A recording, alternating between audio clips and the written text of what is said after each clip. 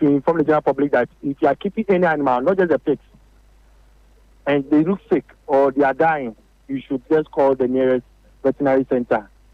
Nobody is supposed to slaughter a dead animal for consumption. It's against the laws of the country. That's the meat inspection regulation, which veterinary service is always enforcing. So please, should you find that somebody has got animals dead and they are trying to slaughter for sale or for consumption for their family, just get the nearest security service, the police service informed. That's very important. Very, very important indeed for us to all be vigilant. Now, I know you say it doesn't go to human beings, but what about from pigs to other animals? What is the risk of transfer? So currently, it is just the pigs. It doesn't go to other animals. Just that among pigs, it affects them faster. And what can play a role is ticks, which are parasites. They can also spread this virus. Okay. So far, this is what we are facing. They are very strange. And Ghana has done some work. We are still continuing to monitor. We are hoping not to move from a certain state that is so more violent than what we know. We continue to report to World Health Organization, Animal Health Organization, which is synonymous with WHO. But this is for animal health, so to control issues. And we just want to let the public know, should there be an alert, an outbreak, it always comes from the Minister of Food and Agriculture upon advice of the Chief Veterinary Office.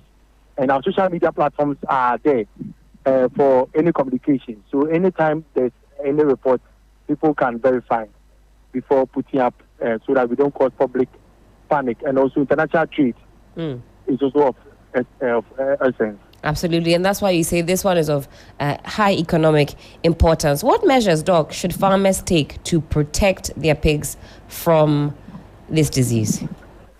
Yes, so farmers are supposed to continue to ensure practice of biosecurity measures. Biosecurity measures mean that you don't just allow anybody into your farm.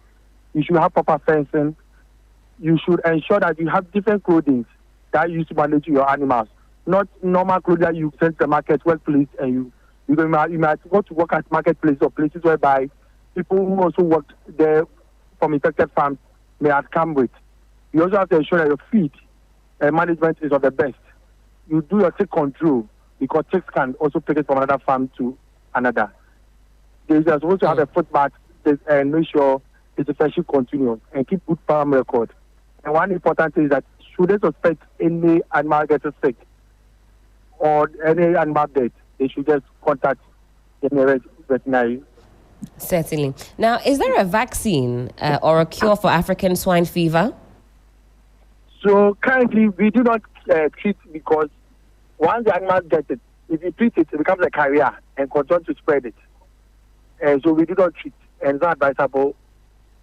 So if it is one or two animals have gotten it, we try to depopulate, get it out so that it doesn't stay to carry and be shedding these viruses. Vaccine, yes, work are undergoing. Ghana has been involved in such a work, which we have done a work in Ghana, which was last year disseminated.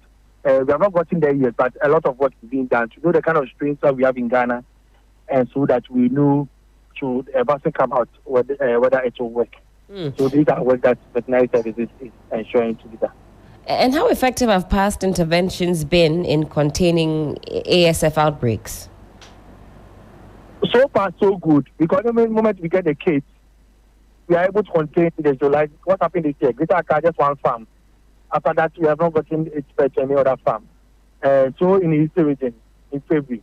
And this is the first time. We have had cases in the 2000s before entering to the 20s, in the 2020s.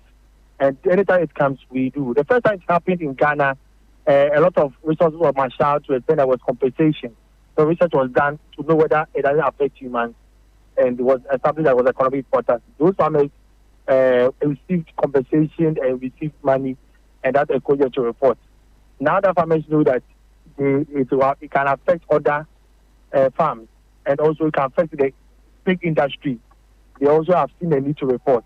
Because should you get it, you want us to contain so that you can also come back into the business.